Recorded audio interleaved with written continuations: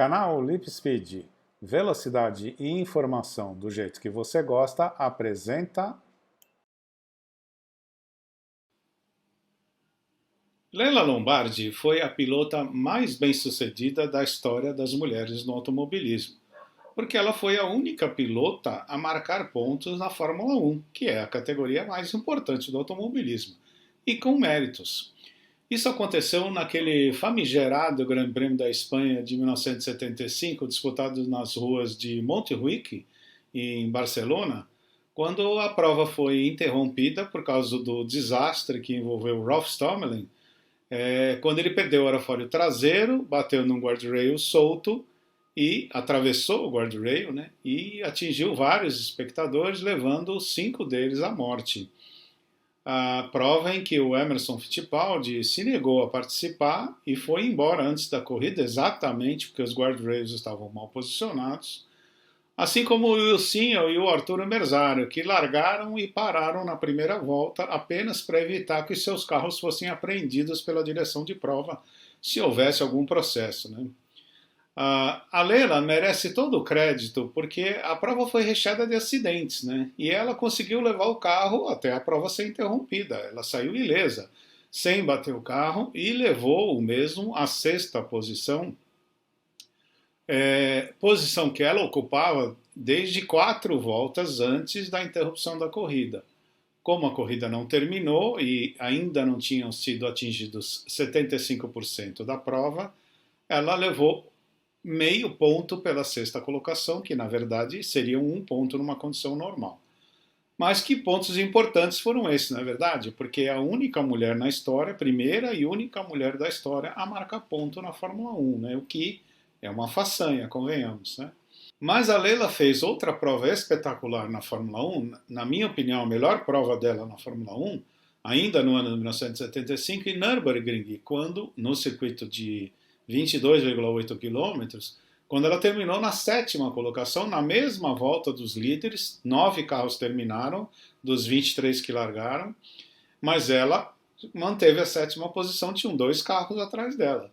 E ela fez a 19ª melhor volta da corrida, o que é uma bela exibição. Afinal de contas, ela competia com um arte um pouquinho mais, vamos dizer, standard, não era o carro da fábrica, oficial da equipe de fábrica, né? E ela não tinha alguns dos acertos, ajustes, era uma equipe pequenininha, né? Tinha ela e alguns mecânicos. Então, a 7ª posição é uma posição bastante considerável. A Leila foi campeã europeia de turismo pela Alfa Romeo, pilotando uma Alfa GTV 6 cilindros em V maravilhosa.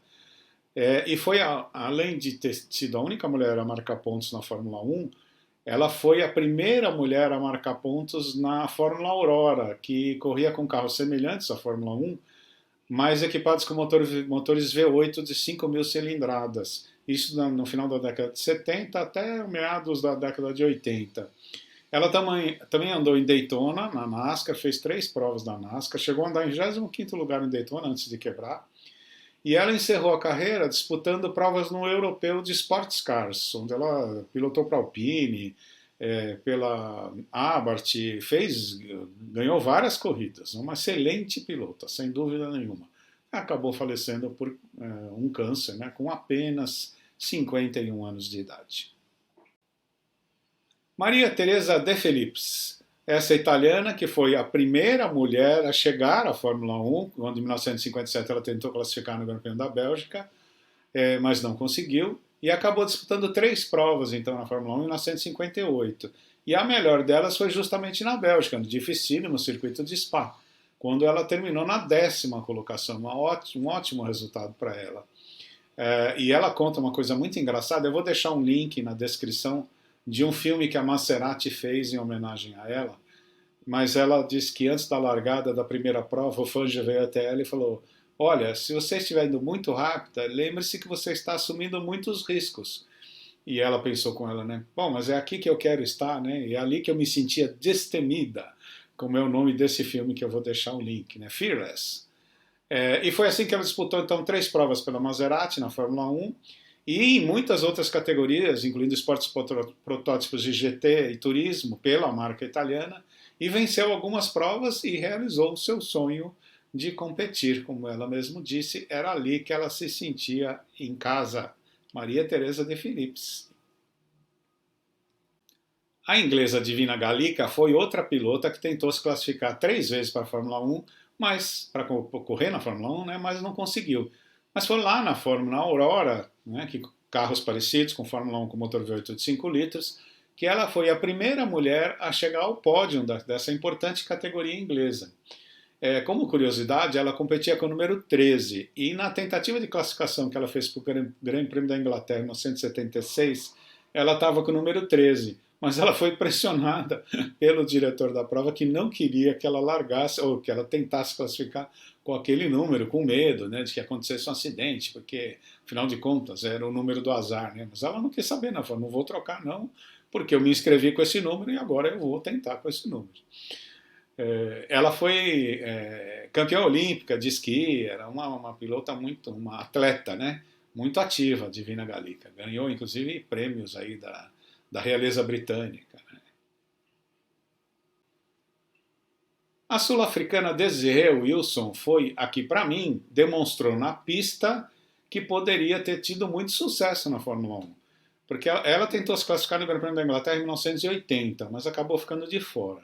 Mas em 81, na abertura do Campeonato Mundial de Fórmula 1, no Grande Prêmio da África do Sul, sua terra natal, onde a prova acabou não valendo para o campeonato, porque tinha uma briga da FISA com a FOCA. A FISA é a atual FIA, né?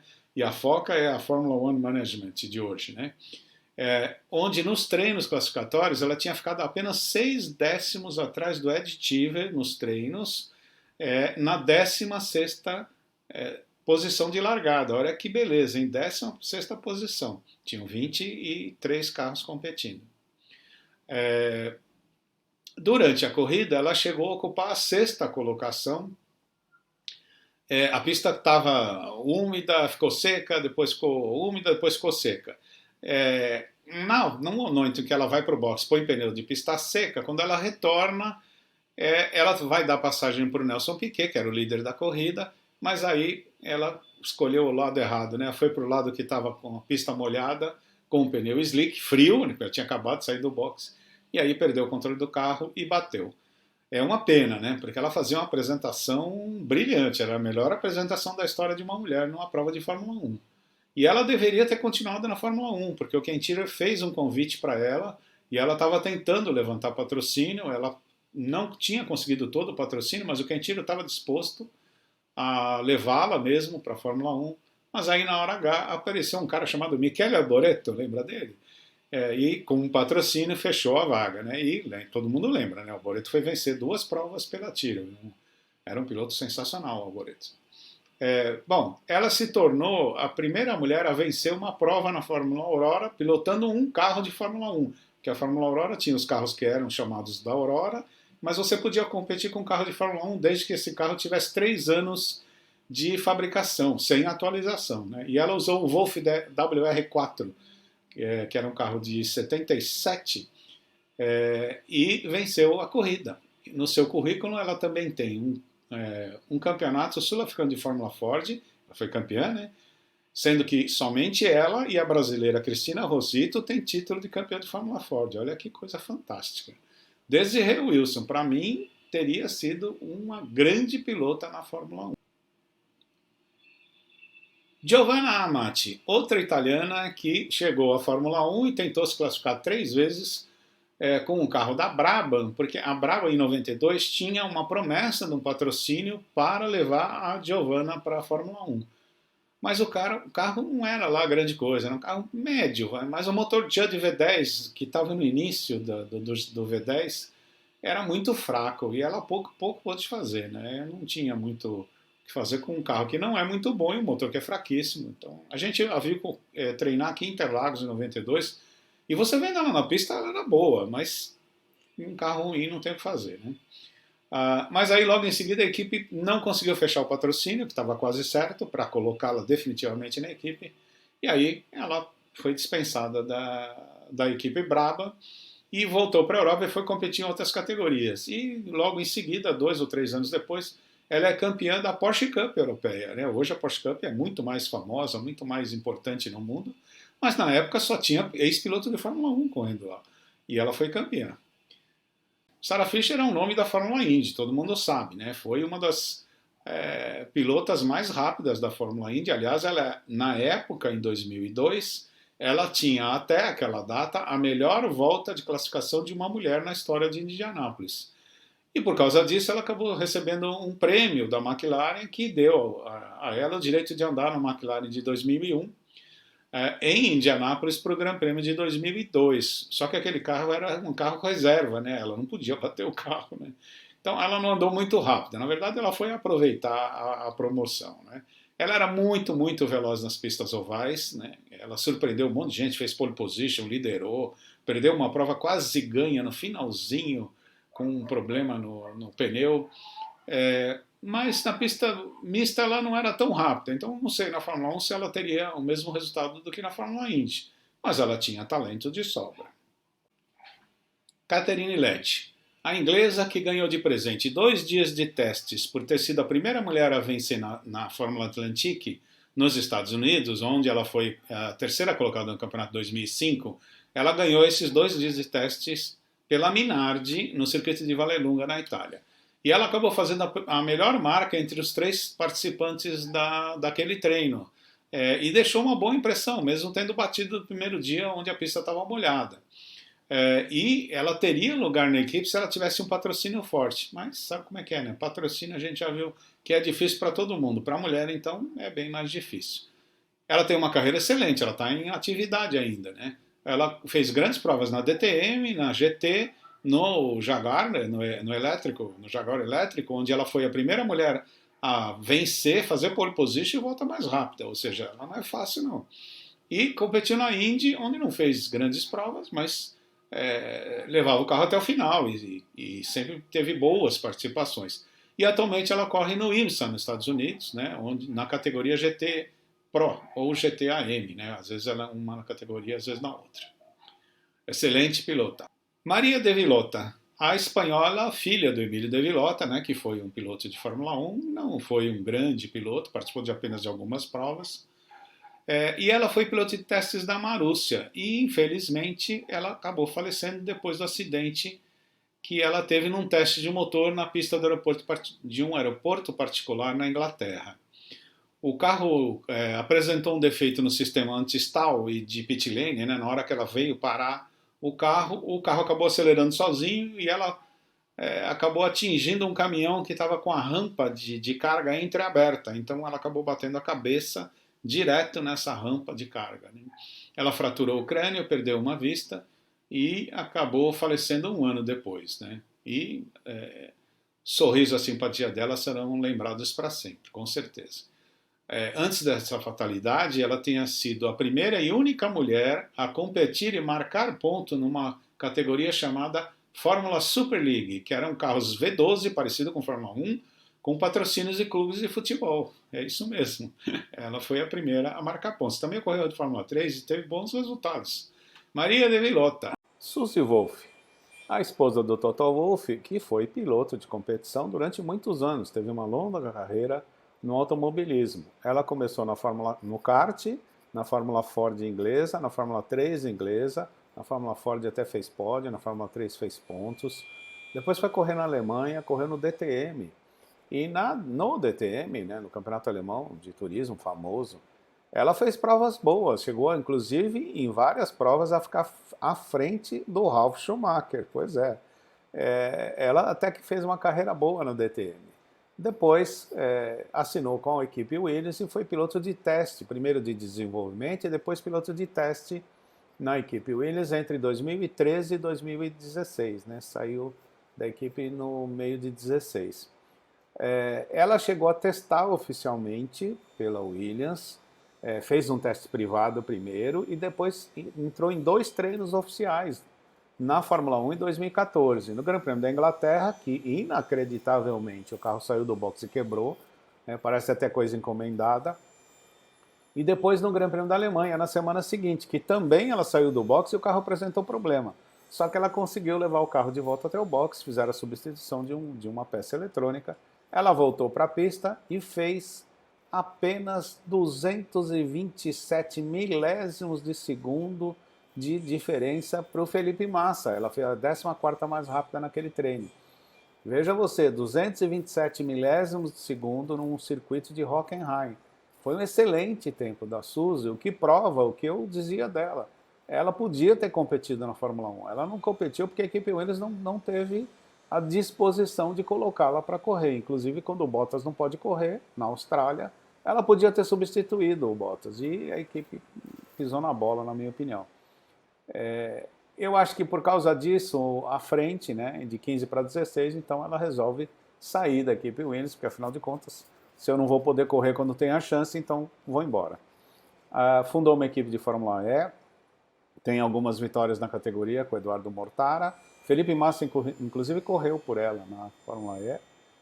E fundou uma associação que se chama Dare to be Different, ou seja, Ouse Ser Diferente, onde ela apoia pilotas, ela ajuda pilotas a buscarem seu espaço no automobilismo, ensina como buscar patrocínio, faz a intermediação destas coisas para ver se consegue levar mais pilotas à frente no automobilismo. Suzy Wolff, para mim, podia ter sido pilota de Fórmula 1, sim. Simona De Silvestro, esta suíça, ítalo-suíça, ou suíça, que para mim foi a pilota que demonstrou na pista que poderia ter entrado na Fórmula 1 e ela ia brigar por vitória. Esta mulher é extremamente rápida. Vamos começar pensando, por exemplo, aqui no Brasil, quando ela andou de Fórmula Indy na pista do AMB, quando ela ainda estava com aquele emborrachamento que era preparado para as escolas de samba e todos os carros sambavam ali na reta e ela conseguia passar por ali como se tivesse tudo certo, né? Ela deu um show naquela prova, foi espetacular. Aquele carrinho número 78 lá que ela pilotou naquela corrida, que prova sensacional que ela fez. Depois, vou citar mais duas provas. Em Houston, quando nas duas provas do final de semana, ela fez 4º e 3º lugar e deu um suor nos outros pilotos, brigou com o Tony Kanaan, inclusive passou o Tony, depois foi ultrapassada pelo Tony, mas foi um show de pilotagem dela. E finalmente, a prova mais espetacular que ela fez, em 2015, no circuito de Imola, quando caiu um dilúvio sobre o circuito, estava alagado. E ela tinha largado lá atrás, veio fazendo várias ultrapassagens, depois, com estratégia melhor, conseguiu ganhar muitas posições nessa troca de pneu, né? E aí se viu entre os 8 primeiros colocados. Bom, começou uma série de bandeiras amarelas, toda vez que dava relargada, ela ultrapassava pelo menos 1 ou 2 pilotos à frente. Um deles foi o Tony Kanaan, e chegou na 4ª posição naquela corrida. Mas que show que ela deu! Dava relargada, todo mundo patinando, escorregando, e ela passava o piloto que estava à frente, 1 ou 2 que estavam à frente dela, como se ela estivesse na pista seca e eles na pista molhada. É inacreditável o que ela fez. Ela tinha contrato com a Sauber para correr na Fórmula 1 em 2015. Então, em 2014, ela fez vários testes com o carro da Sauber e tinha ido muito bem. A gente não tem os tempos oficiais, porque as equipes não divulgam, mas as informações que vieram, né, de quem acompanhou, dos italianos que estavam lá, disseram que ela tinha feito tempos excelentes nos treinos, né? Então estava tudo certo para 2015 ela correr na Sauber. Ela tinha contrato assinado com a Mônica Kaltenborg, que era a chefe da equipe, mas a Mônica acabou no final do ano acertando a saída dela para o final do outro ano, e além disso o valor do patrocínio subiu muito, e aí o patrocinador dela falou, não, esse valor a gente não vai pagar. Hoje a Simona corre de GT na Porsche. Ela correu ano passado nas 500 milhas de Indianápolis pela equipe da Beth Paretta, que anunciou que esse ano vai fazer 3 provas com a Simona e está juntando os valores, né, os patrocínios para competir o ano que vem o campeonato inteiro.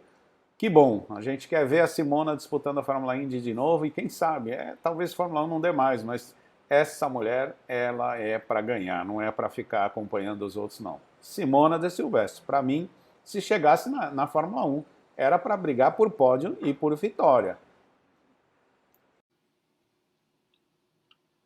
Finalmente, a Tatiana Calderon, a colombiana que testou pela Sauber Alfa Romeo por 3 dias em 2020, em Fiorano, na pista da Ferrari, e no México.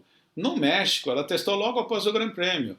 E ela fez um tempo apenas 6 décimos de segundo mais lento do que o Marcus Ericsson, o que é um resultado muito bom. Tá certo que no teste que ela fez em Fiorano, ela ficou a mais de 2 segundos do teste que os pilotos oficiais haviam feito, ou seja, ela tinha sido bem lenta. E no México também tem que destacar, né? Como foi após o Grande Prêmio, a pista estava mais emborrachada ainda do que na sexta-feira, quando você inicia os treinos. De qualquer maneira, ela mostrou que ela era rápida. Hoje ela está na Fórmula Indy. E ao meu ver, ela precisa ser um pouco mais agressiva para se firmar de vez. Ela é rápida, ela é segura, mas é que ela tem, acho que, mostrar mais garra na luta por posições, né? Ela tem que bater roda, tem que bater o carro, tem que sair da pista, tem que aprender o limite pelo erro, né? Pelo excesso e não pela falta, sabe? Acho que quando o piloto fica segurando para não bater, ele se prejudica, porque ele acaba ficando lento, né? O limite que ele descobre é o limite de não bater. E o piloto precisa descobrir o limite batendo, saindo da pista. Não é que ele tem que destruir carro, mas ele tem que sair da pista. Porque é aí que ele vai descobrir qual é o máximo que ele pode ir. E isso acho que está faltando para ela. E vou lembrar uma frase do Mario Andretti. Se você estiver confortável no carro de corrida, é porque você está muito lento. Muito bem, essas são as pilotas que andaram no carro de Fórmula 1. Tá? Tem muito mais outras mulheres envolvidas na Fórmula 1. A Jamie Chadwick, que é piloto de desenvolvimento da Williams e tal. Tem chefes de equipe, tem engenheiras, enfim. Mas aqui eu estou comentando, ou comentei, né, só sobre pilotas, aquelas que sentaram no carro de Fórmula 1 e foram para a pista, ou teste extraoficial, ou teste oficial, de forma oficial e não de forma publicitária, tá bom?